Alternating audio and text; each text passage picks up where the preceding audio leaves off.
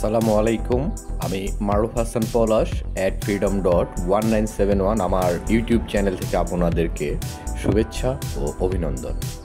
প্রিয় দর্শক শ্রোতা, আমি গত কিছুদিন আগে একটি এপিসোডে বলেছিলাম যে আজ থেকে আওয়ামী লীগের সেমিফাইনাল শুরু, অর্থাৎ সেই দিন আওয়ামী লীগের নিবন্ধন বাতিল করা হয়েছিল।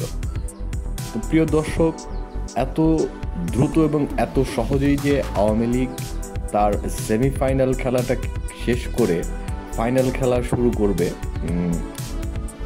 বুঝতেই পারিনি।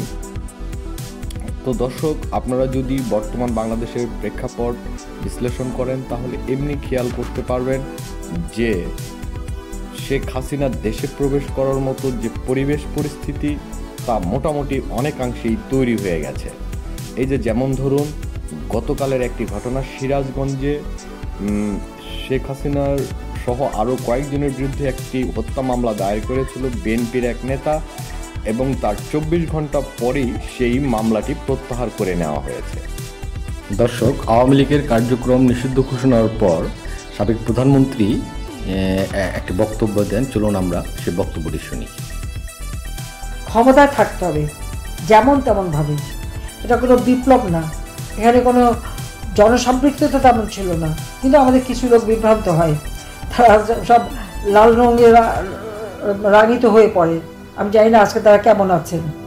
যে সমস্ত জঙ্গিদের আমরা দমন করে গ্রেপ্তার করেছি, বাংলাদেশের মানুষকে আমরা জীবন বাঁচিয়েছি, বাংলাদেশের মানুষের শান্তি নিরাপত্তা নিশ্চিত করেছি, তাদের সকলকে এই ইউনূস মুক্তি দিয়ে দিয়েছে, ছেড়ে দিয়েছে।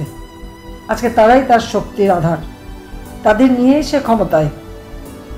হাতে অবৈধ অস্ত্র, যে কোনো সময় যে কেউ যে কোনো বাড়িতে ঢুকতে পারে, মানুষ খুন করতে পারে, লুটপাট করতে পারে, চুরি ডাকাতি করতে পারে। কী হয়েছে? না, আমরা ছাত্র, আমরা সমন্বয়ক, তারা হিরো।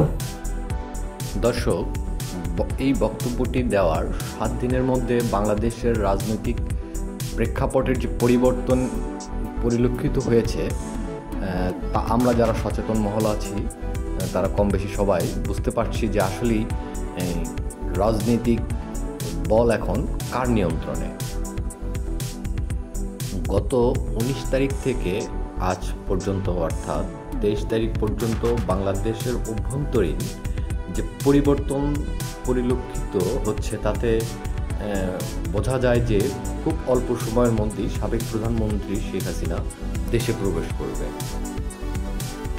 প্রেক্ষাপট বিশ্লেষণ করলে অনেক সময় মনে হয় যে উনি হয়তো এ মাসেই দেশে প্রবেশ করতে পারে। তবে আমাদের যতটুকু ধারণা বা বিশ্লেষণ, উনি দেশে প্রবেশ করলে সম্ভবত আগস্টের দিকেই উনি দেশে প্রবেশ করতে পারেন। চলুন ওনার সর্বশেষ অডিও একটি বক্তব্য শুনি এবং আপনারা বিশ্লেষণ করুন উনি কবে দেশে ফিরতে পারেন। দেশকে রক্ষা করতে হবে, খুনিদের হাত থেকে দেশকে রক্ষা করতে হবে। তার জন্য আমাদের যে যেখানে আছেন, আজকে যেটা ক্ষতি হয়েছে, কিন্তু আর না, ঘুরে দাঁড়াতে হবে। যার যা কিছু আছে তাই দিয়ে এদের মোকাবেলা করতে হবে এবং দেশকে বাঁচাতে হবে, দেশের মানুষকে বাঁচাতে হবে।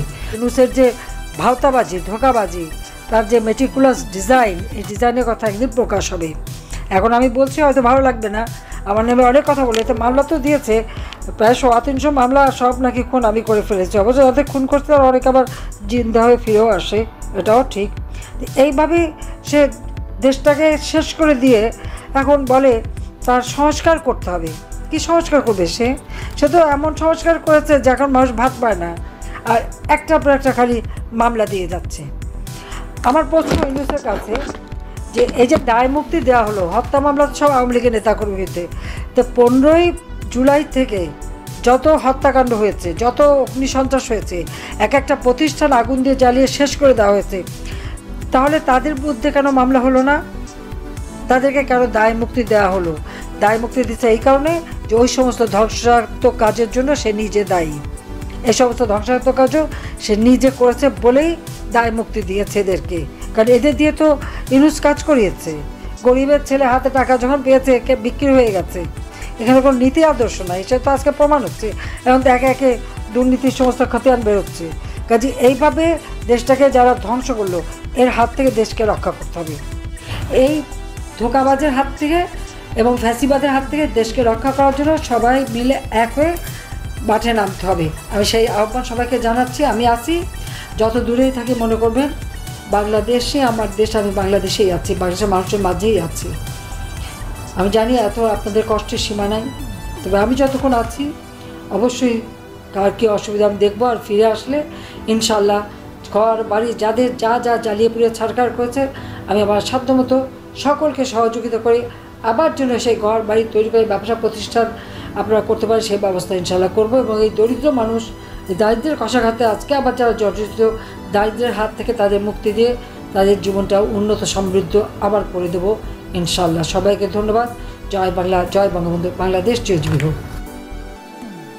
বক্তব্যটি শুনলেন, এবার আপনারাই ওনার এই আত্মবিশ্বাসী বক্তব্য শুনে ঠিক করুন উনি আসলে কবে দেশে ফিরতে পারেন। তো আজ এই পর্যন্তই, আবার অন্য কোনো টপিকস নিয়ে আপনাদের সাথে আলোচনা হবে।